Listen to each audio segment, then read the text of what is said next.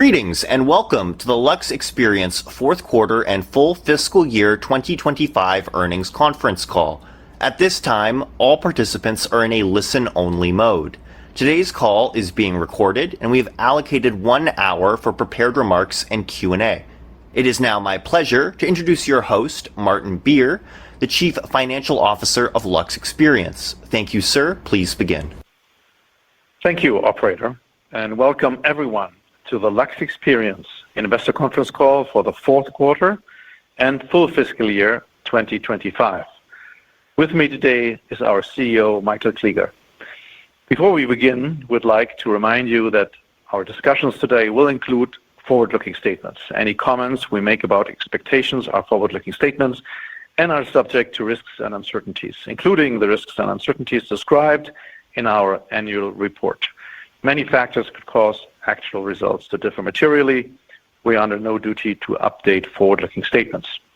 In addition, we will refer to certain financial measures not reported in accordance with IFRS on this call. You can find reconciliations of these non-IFRS financial measures in our earnings press release, which is available on our investor relations website at investors.luxexperience.com. I will now turn the call over to Michael. Thank you, Martin. Also from my side, a very warm welcome to all of you and thank you for joining our call. We will comment today on the results and performance of the fourth quarter and the full fiscal year 2025 of LuxExperience.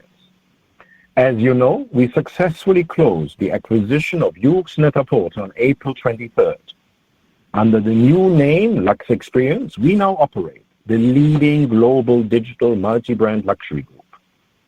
LuxExperience operates a portfolio of some of the most distinguished store brands in digital luxury and creates communities for luxury enthusiasts worldwide with unique digital and physical experiences.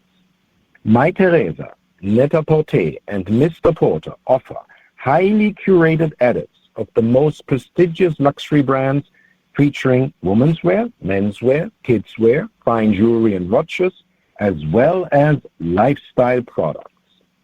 YOOX and The Outlet are the leading destinations for multi-brand off-season online luxury shopping.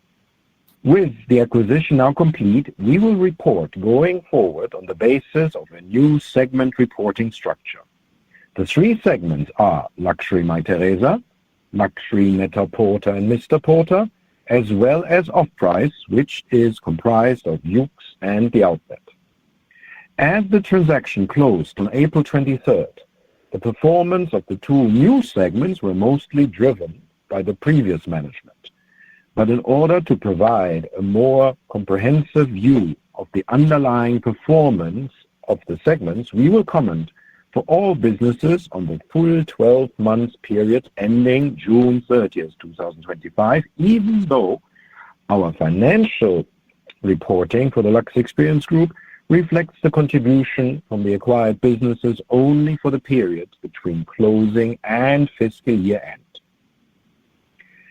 Let me start by commenting on the overall progress of establishing a new operating model for the now formed LuxExperience Group, which is built on strong store brand differentiation while enabling significant cost efficiencies in the joint infrastructure for the luxury businesses and the separated infrastructure for the off-price businesses.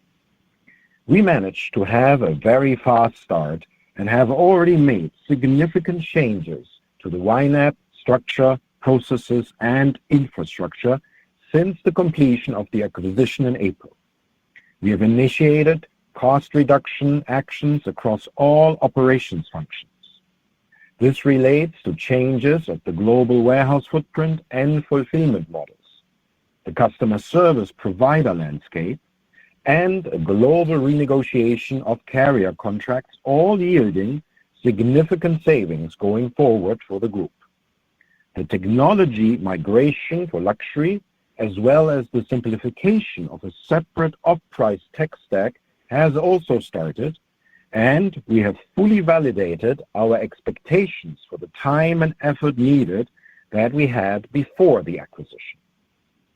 We have also already enabled customer data analytics across the group by creating a joint data analytics layer on top of the different data platforms. We have come already a long way in the transformation of the group finance and HR functions, supporting the new operating model and driving significant G&A savings going forward. Finally, we have announced partial workforce reductions across YNAB that are subject to the completion of applicable information and consultation processes. All these actions aim to regain financial strength after years of decline for YNAB.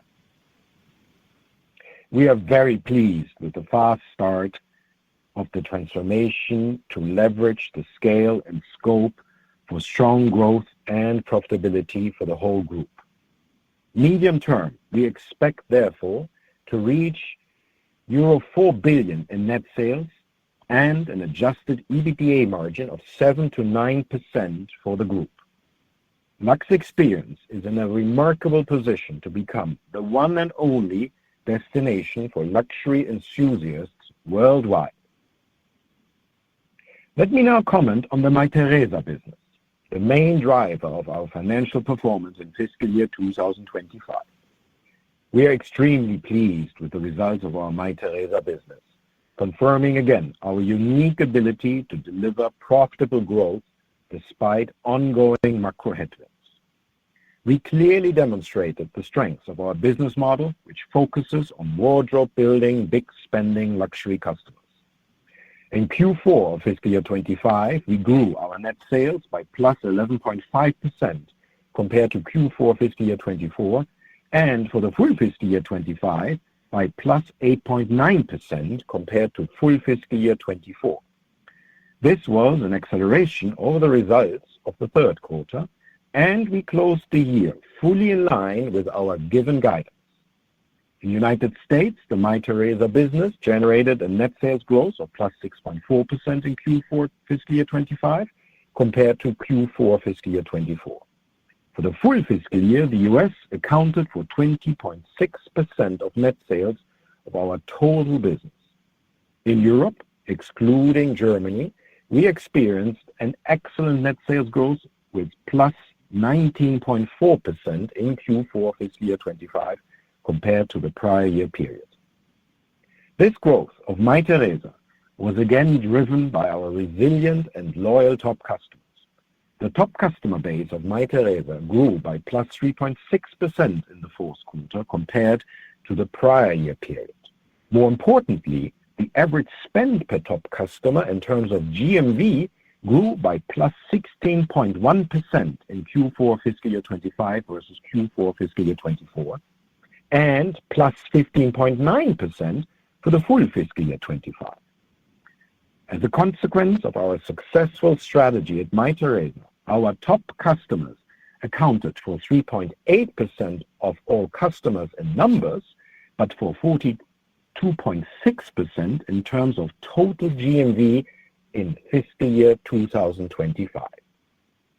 The average order value last 12 months for Mytheresa increased by a remarkable plus 10% to an outstanding 773 euros in Q4 fiscal year 25, demonstrating the success of our focus on selling full-price, high-end luxury products to top customers, including our successful expansion of our fine jewelry offer. This high average order value also provides further economic leverage that we also use, for example, to invest further in our unboxing experience with added gifting for kidswear orders and branded hangers, as well as garment bags for high-value ready-to-wear items. The continued focus at Mytheresa on selling full price is also evident with the again improved gross profit margin growing by 90 basis points in Q4 fiscal year 25. For the full fiscal year 2025, the gross profit margin grew by 130 basis points. Our excellent customer service proposition is highlighted by our internally measured Net Promoter Score of 82.6% in Q4 fiscal year 25, showing our consistently outstanding customer satisfaction. Our success with big spending, wardrobe-building customers makes Mytheresa a highly desired partner for luxury brands. In the fourth quarter of fiscal year 25, we saw again many high-impact campaigns and exclusive product launches, underlying also Mytheresa's strong relationships with luxury brands. We launched the exclusive Dolce & Gabbana Taormina capsule collection for women's wear and kids wear, only available at Mytheresa. We launched also high summer exclusive capsules with Pucci, Versace, Chloe, La Double G, and Missoni for women's wear, all only available at Mytheresa. We were the exclusive pre-launch partner for the Alaya Archetype collection, Valentino's Été Fou capsule collection, as well as the Rose Fall-Winter 25 collection for women's wear and menswear. We also launched exclusive women's wear, bags, and shoe styles from Bottega Veneta's Pre-Fall 25 collection, and exclusive women's wear and menswear styles from Prada's New Season collection. In addition to creating desirability for our top customers with exclusive digital campaigns and product launches, we also create desirability and a sense of community for Mytheresa's top customers through unique money-can't-buy physical experiences. We aspire to constantly engage with our top customers across the globe to build strong, long-lasting relationships. In the fourth quarter, we hosted various top customer events, including an intimate afternoon tea with Patou at the private apartment of the creative director Guillaume Henry. We celebrated a Delvaux pop-up at the Mytheresa store in Munich. We invited top customers to a dinner and shopping experience with Prada at the Roundtree Hotel in Amagansett.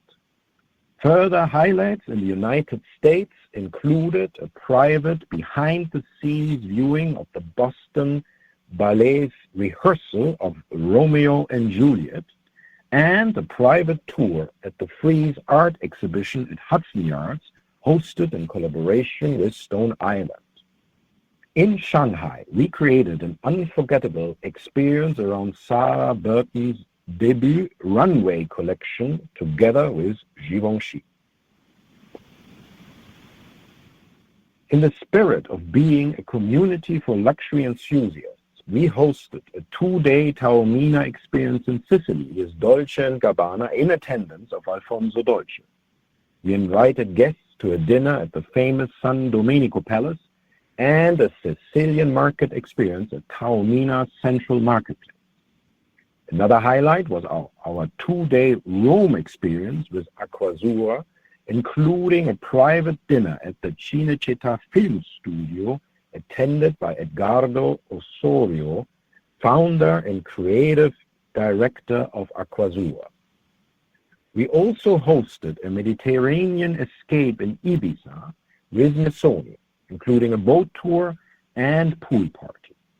Finally, we invited clients to Naples to attend a private fashion show with Kiton and learn about the sartorial craftsmanship of the brand.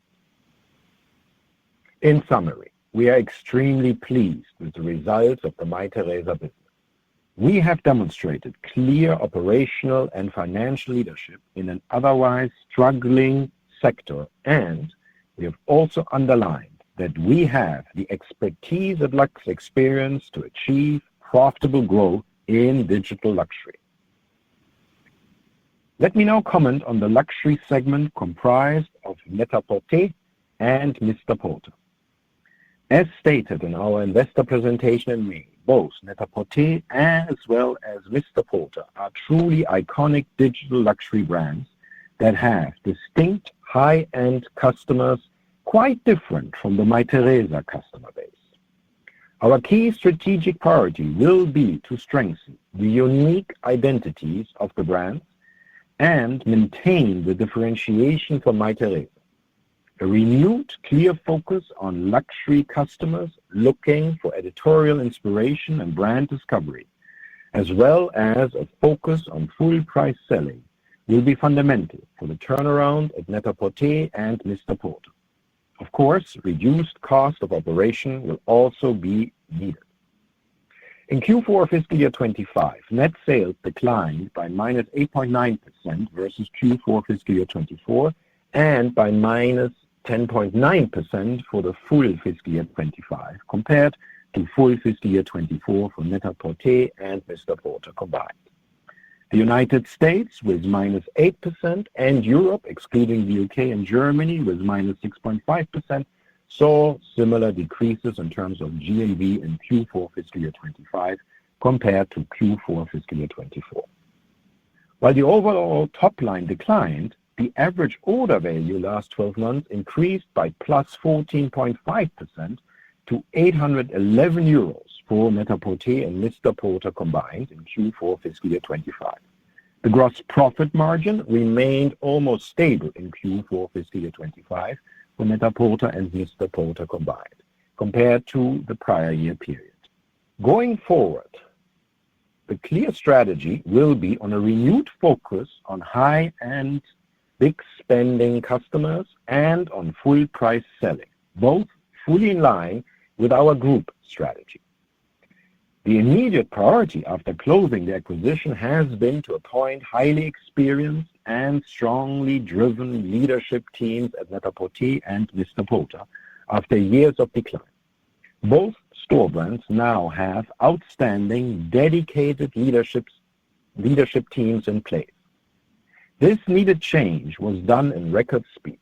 Under the leadership of Net-a-Porter's new CEO, Heather Kamenetsky, who significantly drove Mytheresa's US growth since 2021, new Chief Buying and Merchandising Officer, Brigitte Chatron, and new Chief Brand and Customer Officer, Claudia Plant, are engineering the successful return of Net-a-Porter's global appeal and customer passion based on editorial authority and luxury fashion discovery. No less pivotal is the return of co-founder Toby Bateman as CEO to Mr. Porter. Under his leadership, Jeremy Langmead as new brand director, Daniel Todd as buying director, and Cassandra Baxland as new customer director are charting the course of Mr. Porter to regain its unique leadership position as the only global menswear digital luxury destination.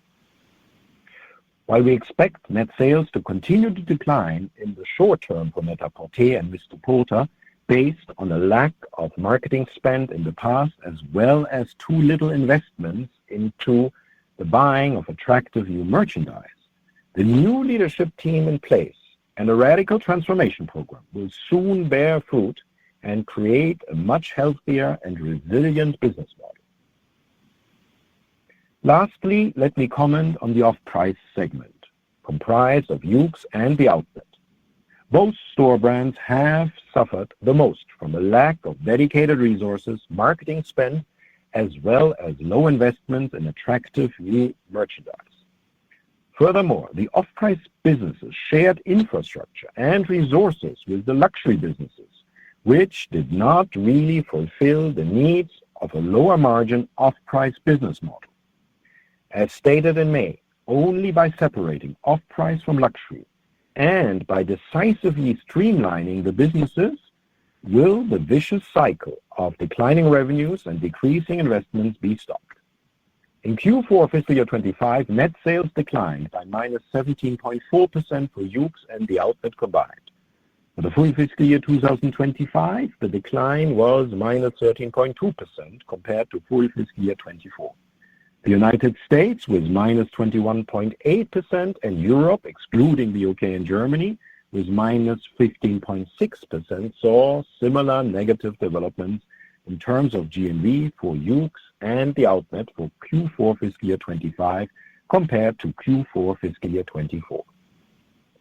As for the other businesses, the average order value last 12 months for YOOX and the Outnet combined increased by plus 17.4% to 292 euros. The gross profit margin decreased in Q4 by 490 basis points compared to the prior year period. This was mostly driven by the shutdown of the YOOX marketplace business as well as clearance activities during this quarter. Fully in line with our strategy, we have already taken very clear actions since the closing of the acquisition of YNAP. Separate leadership teams have been put in place and confirmed for YOOX and the Outnet. Dedicated brand and marketing functions, separate from luxury, have been built up. Infrastructure, resources, and processes in finance, HR, operations, and most importantly in technology are being separated from the luxury segment and streamlined to create the lean operating model required for the off-price business. Select operational and administrative structures are being consolidated and workforce reductions have been announced. The group remains fully committed to Italy for YOOX and the United Kingdom for the Outnet as their respective headquarters. All these measures will help us to regain growth and financial strength after years of decline for the off-price businesses.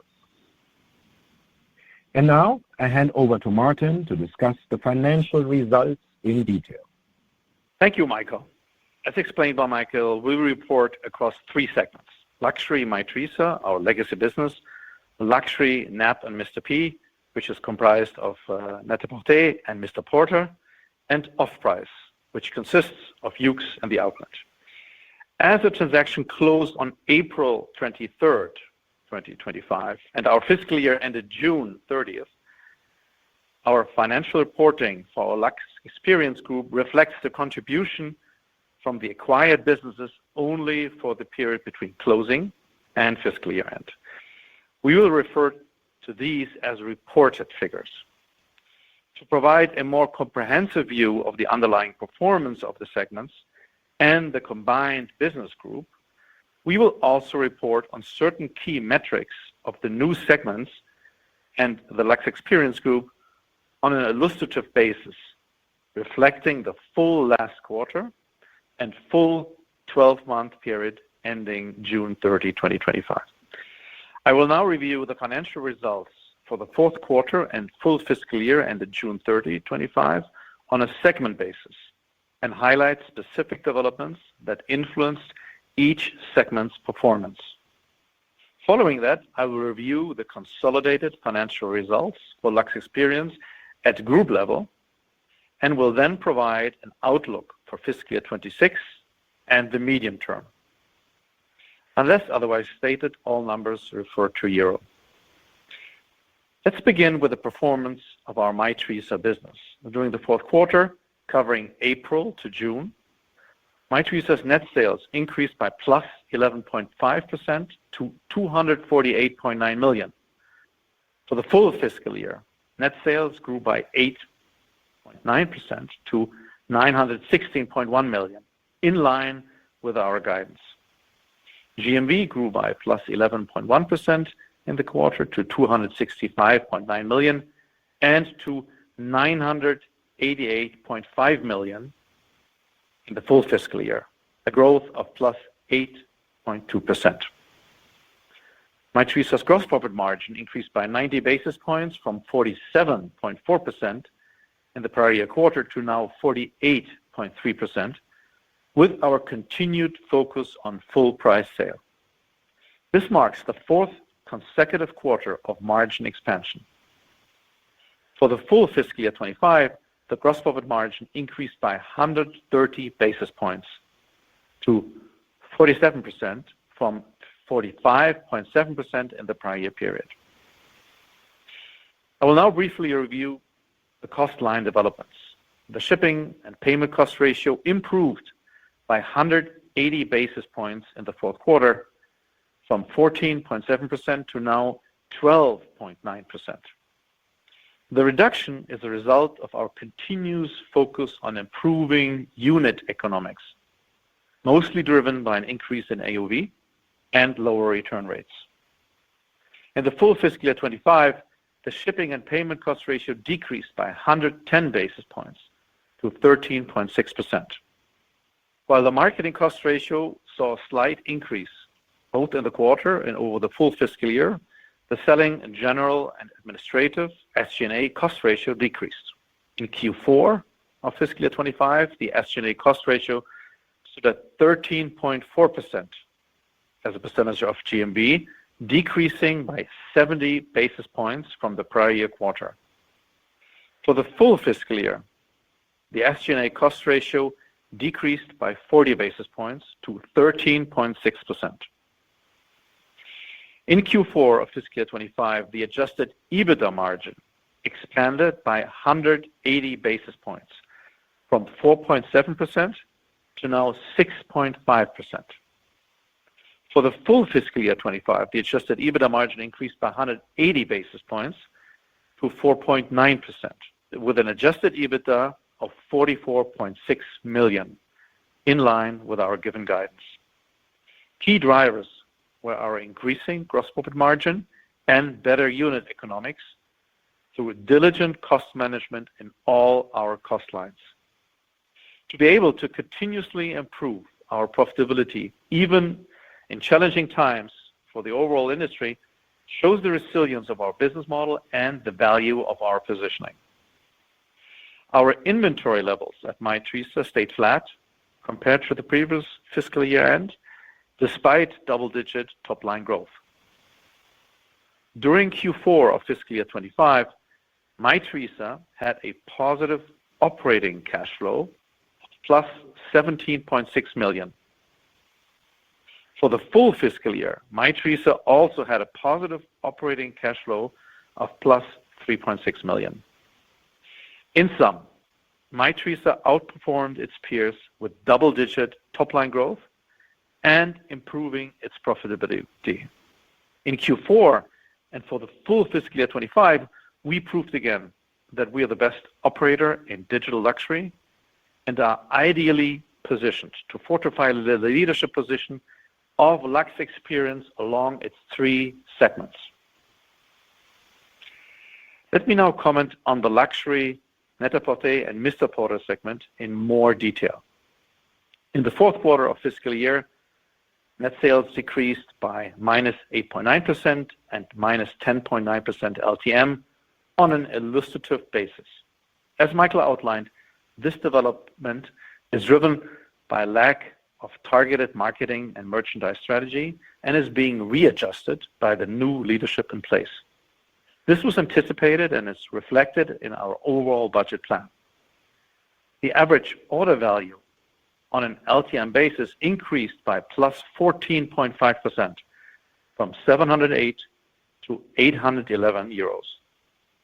The adjusted gross profit margin in Q4 was mostly stable at around 51%, both in line with a strategic refocus on improving customer quality. Adjusted EBITDA profitability at Net Mr. P is below Mytheresa level at minus 1.1% adjusted EBITDA margin in the quarter, compared to plus 6.5% at Mytheresa. On an LTM basis, the Net Mr. P adjusted EBITDA margin was at minus 0.7%, compared to the plus 4.9% at Mytheresa. As outlined in our May investor presentation, the key focus area for NAP and Mr. P rests in the SG&A cost ratio.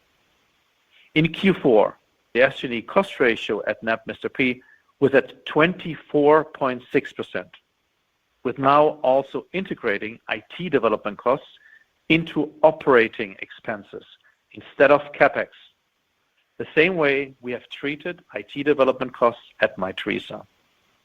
In fiscal year 24, NAP Mr. P had tech people CapEx of 26 million. With closing of the acquisition, we changed towards this integration into SG&A expenses starting in this fiscal year Q4. From now on, this enables full transparency in the true SG&A cost development. The 24.6% SG&A cost ratio at net Mr. P in the quarter compares to the 13.4% SG&A cost ratio at Mytheresa. This is over a 1,000 basis points difference and is therefore the focus area of our transformation plan, with IT replatforming, operational efficiencies, simplifying the business model, and cutting overhead costs. Other cost lines of the net Mr. P Q4 and LTM performance are in line with our expectations and the transformation plan. We also provided illustrative previous year numbers of net Mr. P. Given the alignment to the group CapEx policy mentioned above and other adjustments in the setup, previous year numbers are not fully comparable to the current Q4 performance. As we provide previous year comparisons in the Mytheresa segment, we wanted to also make the financial development transparent at the other two segments. With the new leadership team at NAP and Mr. P on board, we will refine and invest in our buying and marketing efforts to set Net-a-Porter and Mr. Porter on a growth trajectory again while improving profitability. With the execution of our transformation plan, we expect the NAP Mr. P segment to achieve comparable profitability levels to the Mytheresa segment, with a targeted adjusted EBITDA margin of around 7 to 9% medium term. Let me now review the financial performance of the off-price segment. The off-price segment is set to a more comprehensive restructuring of its business model. The new leadership team has been initiating multiple changes in its operational and business setup to return to a simplified, efficient, and more quality-focused setup. In Q4, especially with the discontinuation of the unprofitable LUXE marketplace model, this led to a deliberate net sales reduction of minus 17.4% to 159.1 million. On an LTM basis, net sales decreased by 13.2% to 792.8 million. The AOV on an LTM basis increased by plus 17.4% to 292 euros, in line with the customer quality shift. The gross profit margin was at 37.9% in the quarter and 35% in the LTM period. The SG&A cost ratio of 28.1% in Q4 mirrors the fundamental restructuring effort needed to enable the off-price segment to return to its historic profitability levels. As with the net Mr. P segment, the SG&A cost ratio now includes the IT development costs into operating expenses instead of CapEx.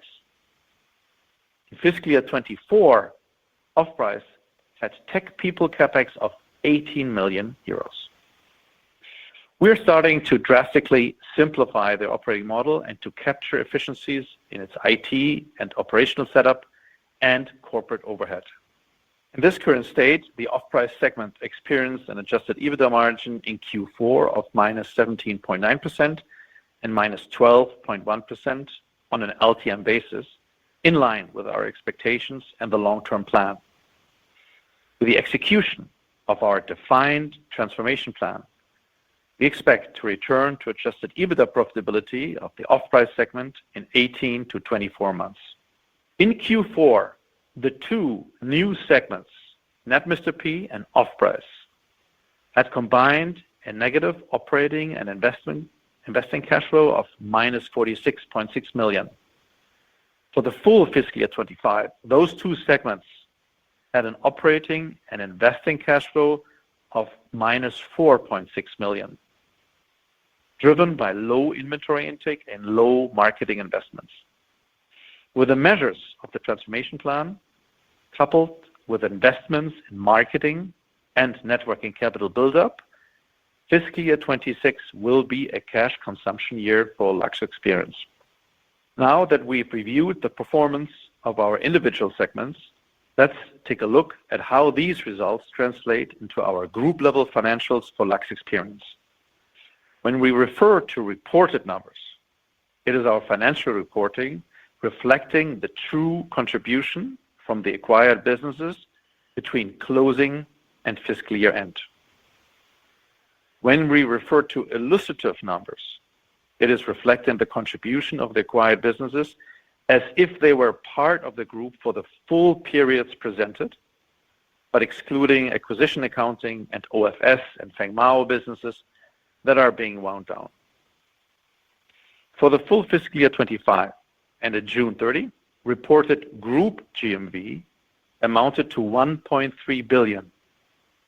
On an illustrative basis, group GMV in the full fiscal year 25 was 2.9 billion, decreasing from 3.1 billion in the previous 12-month period, representing an overall decrease of minus 6.3%.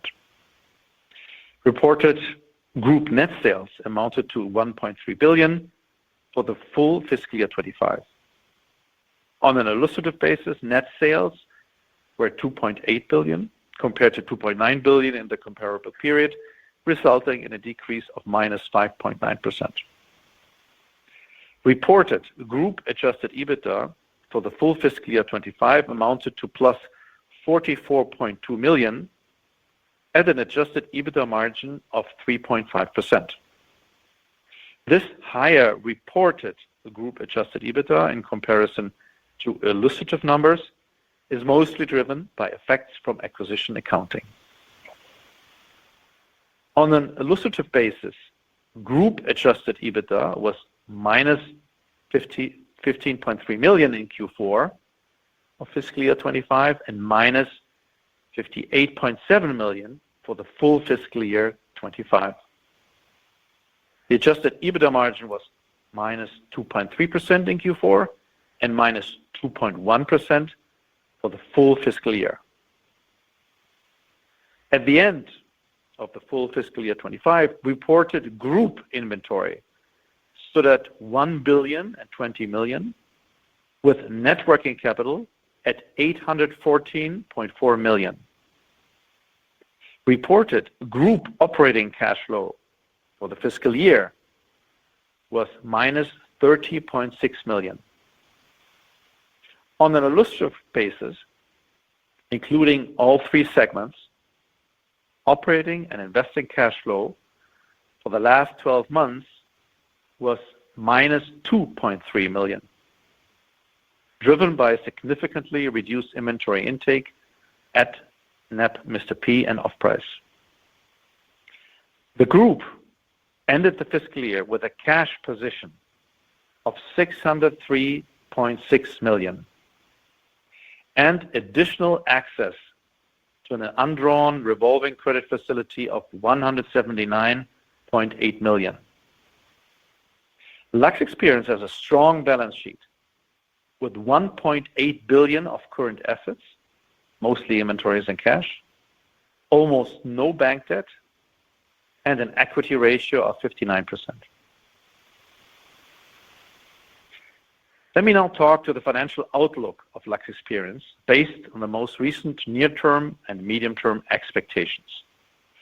With the implementation of our transformation plan, fiscal year 26 will be a transition year.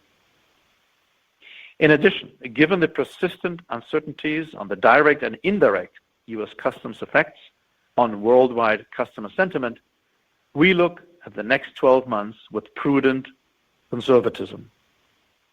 We expect Mytheresa to continue growing its GMV top line.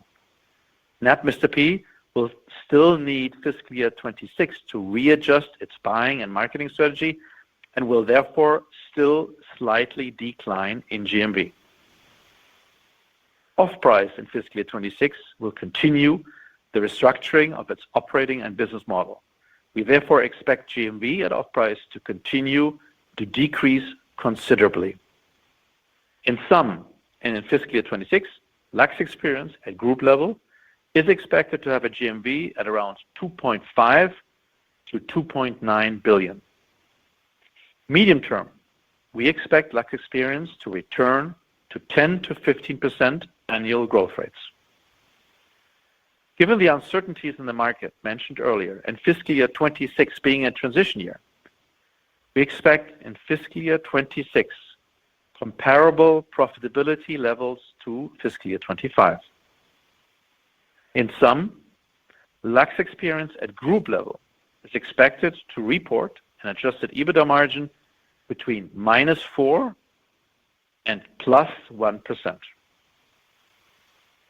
We are in an ideal position to execute our transformation plan. With our continued success at Mytheresa, we have proven that we are the best execution team in global digital luxury. The new leadership teams at Net Mr. P and Offprice have begun their work, and at group level, we are in the midst of implementing the measures of our transformation plan. The integration of the YNAP finance teams and formation of all LuxExperience group structures have started early, and we are well on the way. Key activities included a new group-wide organization and governance setup, an integrated finance consolidation and IFRS 16 tool, new segment reporting, unified accounting and reporting policies with transparent cost center structures to enable accountability and cost savings, and a highly efficient and effective finance group team setup.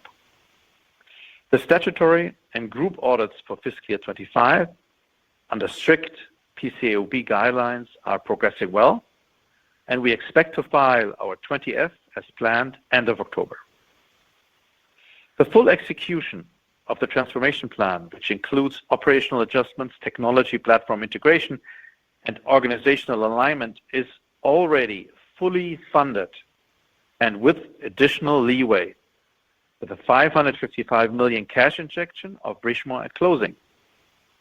At the end of June 2025, LuxExperience had a total available liquidity of 784 million euros, including cash at hand of 604 million and no bank debt, just a small utilization of our revolver of 20.2 million. We expect the turnaround to require funds in total of no more than 350 to 450 million, and we expect to report positive operating cash flow for the group in 2 to 2.5 years. The setup of LuxExperience with its 3 operating segments is designed to preserve the strength of each segment while unlocking meaningful long-term value. While we are already seeing initial positive momentum, we will continue to carefully manage the business to drive operational improvements and strategic growth. We are fully committed on executing our transformation plan and creating significant value for our shareholders and stakeholders. Medium term, we expect to grow LuxExperience to 4 billion revenues with adjusted EBITDA of around 320 million at an adjusted EBITDA margin of around 8% at the levels we have proven to achieve in the past. As the clear leader in global digital luxury, we have the track record of multi-year growth at CAGRs well above 12%. And with this, I hand over to Michael for his concluding remarks.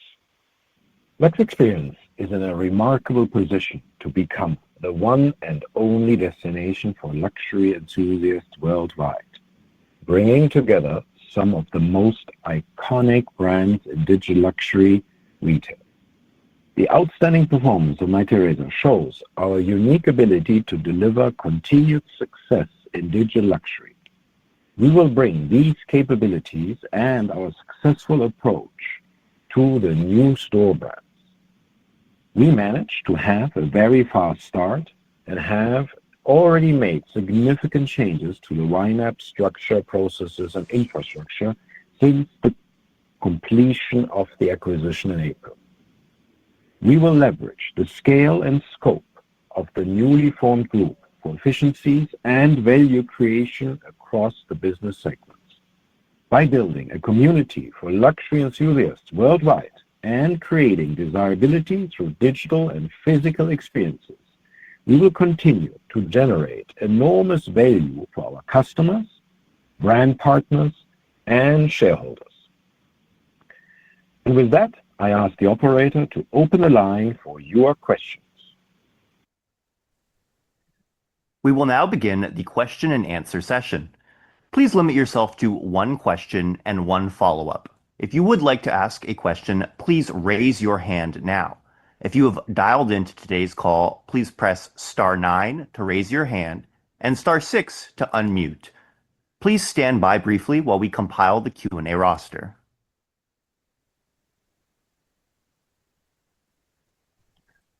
Your first question comes from the line of Oliver Chen with TD Cowen. Your line is open. Please go ahead. Hi, Michael, Martin. Thank you. On the Mytheresa business, the AOV was impressive as well as the margins. What parts of the Mytheresa business experienced upside relative to your expectations, and what should we expect in terms of the margin profile going forward? You had a nice benefit with the unit economics. Also, you called out that SG&A, big opportunity on the SG&A side on the Net-a-Porter division. What's the roadmap for timing of what we should expect there, given it's a nice opportunity and some of it's within your control? And then on the customs effect, that would be helpful for us to understand what we should be thinking about with the risk associated with the sentiment that you articulated relative to customs. And finally, as you articulated the guidance on the 2.5 to 2.9 billion, it'd be helpful for us to understand what you're seeing regionally and what you're assuming geographically in terms of achieving that guidance level at the top line. Thank you. Thank you, Oliver, for this one question. Let me start with your first question. I think clearly the group guidance expects that we will continue to improve the profitability in the Mytheresa business, continually improving full price and thus have a further increase in gross margin. Upsides, we reported a very strong European business in this quarter, which is great. This is an important or the largest part of the Mytheresa trading. And we do expect continued strong growth in US. We're all aware that things are quite fickle nowadays, so this is all based on what we know today. But there is continued growth and continued margin improvement for Mytheresa, definitely possible. On the SG&A roadmap, I think also based on the May presentation, the elements are clear. It's in the operations, it's in the corporate functions, in the technology, it's in the data leverage. A lot of it is under our control, as you rightly put, Oliver. We are moving very fast on operations, and so this will definitely show the fastest and first results. Corporate also, we are going with a fine comb to all SG&A costs. Technology, this is the biggest part of savings, but this is the one that definitely takes 2 to 2.5 years. And maybe for the two last questions, I hand over to Martin on customs and guidance. Yeah. Hi, Oliver. Happy to answer on the customs side. What we currently see is that the indirect customs effect on the customer sentiment is containable. So we see a continued strong growth of Mytheresa and all other business. So the overall effect of US customs in the industry is still there, but we see green shoots. We see positive developments, and also for us, not a barrier to continue our strong growth worldwide. And sorry, what was the second question? Just regionally, as you think about the growth rates, and how are you thinking about the US relative to Europe, and any comments or thoughts on what you're seeing in Asia in terms of the model going forward, geographic dynamics? Thank you. Yeah, maybe start with the last aspect. In our guidance growth, there's nothing like unexpected, super growth in Asia modeled in or built in. So we continue to see what everybody sees, that Asia, especially China, is still weak. As you know, our base is very small, so we don't. So China is for us rather an option for further growth once this situation improves. But in the guidance, nothing is built in there. And as Michael called out, I mean, the regional growth avenues are quite vast for us. So we continue and expect to continue to grow worldwide with strong growth in Europe, continued also strong growth in the US. This is also clearly visible for us, and we are able to grow in all regions, no matter what the situation is there. So on the regional side, especially looking at the guidance, no unexpected or change in what we have seen so far. It continues strong development of LuxExperience in all regions. Thank you. Best regards. As a reminder, if you'd like to ask a question, please raise your hand. If you've dialed into today's call, please press *9 to raise your hand and *6 to unmute your line.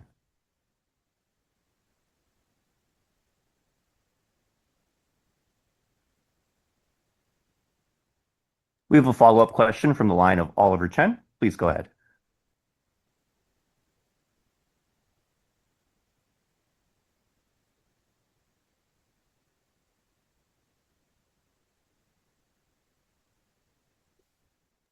Hi, Oliver. Can't hear you currently, so we're going to move on to the next question.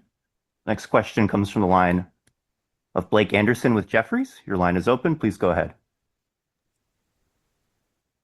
Hi, guys. Congrats on all the deal progress so far, and appreciate you taking the question. So I wanted to just ask on guidance. Could you give any more color on the key factors that would lead you to hitting the lower end of your EBITDA margin guidance versus the higher end? And then I'm wondering on quarterly cadence, can you provide maybe any quarter-to-date trends you've seen and any shaping of the year? Thanks so much. Yeah, I mean, if you look at the quarterly guidance, I mean, as you well know, the quarters are mostly driven by the seasonality of the business. So with Q2 and Q4 being stronger quarters, and Q1 and fiscal Q3 being weaker quarters. So this seasonal cadence will continue. On the overall guidance, obviously, given that we're in the midst of the restructuring of two segments and seeing the overall situation in the market, also with other brands, we want to be conservatively prudent, and therefore we have guided for a large spread of the adjusted EBITDA margin. And therefore, the lower end is then driven by, a more, conservative approach of looking at the overall, market development that obviously stays still a bit uncertain on multiple fronts. Yeah.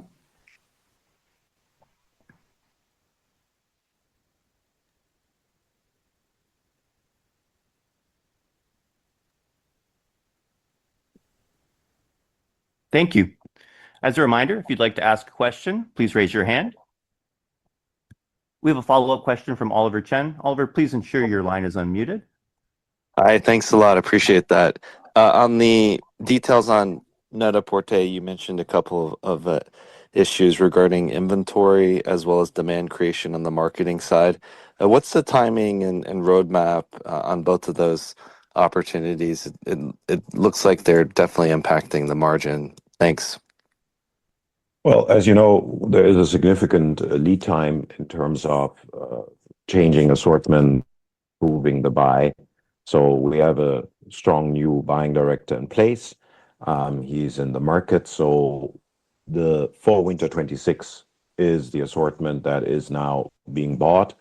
And so this kicks in early deliveries in May of next year. So the performance of the coming fiscal year is still very much influenced by Spring/Summer 26. That outside of the main selections has already been bought, but there are many other opportunities on the marketing side in terms of customer acquisition, customer targeting. We are changing the approach to performance marketing based on the experience and also models that we have built at Mytheresa over the years. So merchandise, longest lead time on marketing and customers, but customer tactics, top customer engagement, all of these levers that have been neglected or, in our view, not executed correctly, this will kick in, and you will already see impact in those aspects in the first half of the next calendar year. Okay, Michael, also there's been a lot happening in the backdrop with different closures and distress as well. What are your thoughts on the current state of the promotional environment that you're seeing and opportunities amidst the closures? And then as we look at the designer landscape, you have a lot of really strong relationships, and there's a ton of newness on the creative side. What are your latest thinkings on the changes creatively and quiet relative to louder luxury? Yeah, on your first part, I think, yes, we have seen further steps in the consolidation of the sector. I still refer to it or the sort of perfect example of an industry curve that after boom and some weaker demand seasons, there is consolidation. And I continue to believe, and I think this also drives some of our numbers, this consolidation helps to get to a healthier industry, to a reduction in promotional activities of different players. It's for sure that we have a much more balanced inventory to demand equation at the moment in place. So as long as demand continues to develop as it has over the last couple of months, we should be very fine. Of course, these things are fickle. And to your second part, you're absolutely right. I mean, we are really at the pivotal moment at many houses, new designers. We've seen some first debuts, to name Demna Gvasaly as the new creative director at Gucci, which brought a lot of new attention to the brand. We will have further new designers at Bottega on Saturday with Louise Trotter. We will have a new designer at Versace presenting on Friday. And we believe there's a huge level of opportunity in there. There will be a lot of attention garnered by press, by influencers, by ambassadors. So we believe that not everything will work, but there's a significant amount of creativity coming into this market, and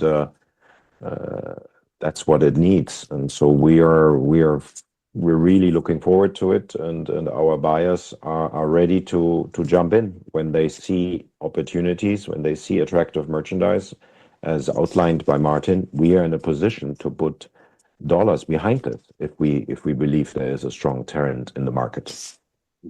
Okay, and on the consumer sentiment piece, as you know, it's been somewhat volatile. What are you seeing with consumer sentiment and the feel-good factor in relation to your business? Demna's been exciting at Gucci as well. It's a rebirth or a transformation with what's happening at that brand. Would love any thoughts on that opportunity as well. I think whatever I say, I have to really build on your remark. We are in a very volatile environment. So everything we see is only as valid as far as we can sort of predict the future. But sentiment has been improving. I mean, I refer back to the strong results in the last quarter in Europe for Mytheresa. We continue to see good growth and acceleration in the demand in the United States. In Asia, from a very low level, there are improvements visible. So current trends are positive at different sort of levels of strength. But again, we are in a volatile environment, and we have seen a lot of macro shocks that change that quite quickly. Gucci is one of the biggest luxury brand in the industry. Even with the negative trend of recent years, it's still a top 5 luxury brand. And so a new designer bringing in a lot of creativity and creating quite a lot of buzz in the last 2 days is very positive. Again, this is never a one season game. This is establishing new codes, building on the existing codes of the brand. So great start. And without a great start, you can't have a continuation. But a great start alone is, of course, also not enough. Thank you. Final on the off-price division, you've been consistent with the need to take out costs there and rebase it to what's appropriate for the margin profile of that division. And what are the harder parts of that business? And it's pretty different in terms of the buying techniques as well as the customer. What do you see happening in terms of your core competencies relative to that division? And how quickly can you get the margin structure in a place that you're happy with? It is a different business. I mean, we have shared the small overlap between the two luxury segments and that segment, but still, it is retail, and still we firmly believe that the strict application of the principles of focusing on the customer, understanding what he or she really desires, servicing them well, and of course, being frugal. And it's not so much that these two businesses spend without any understanding of their cost structure. They were sitting on a cost structure that was not engineered for off-price. So it's really what we stressed often, the separation of the infrastructure from the luxury, to provide them an infrastructure that fits their gross profit margin, and off-price and off-season is lower by definition of that business model. And so I think there are different challenges, but the opportunities are as big, and the time horizon is as fast as we see with the Net-a-Porter, Net-a-Porter, Mr. Porter luxury segment.